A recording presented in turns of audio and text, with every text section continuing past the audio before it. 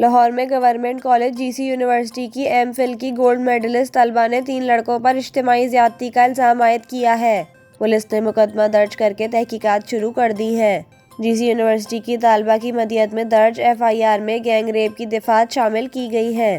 F I R کے مطابق طالبہ سے اجتماعی زیادتی کا واقعہ 10 جنوری کو پیش آیا، جبکہ مقدمے کی درخواست 21 جنوری کو دی گئی۔ طالبہ نے الزام لگایا ہے کہ نوجوان نے سوشل میڈیا پر دوستی کی، ناشتہ کرانے کے بہانے مسلم ٹاؤن بلایا، وہاں سے سندر کی نجی سوسائٹی میں لے گیا جہاں ملزم اور اس کے 2 ساتھیوں نے زیادتی کی اور ویڈیو بھی بنائی۔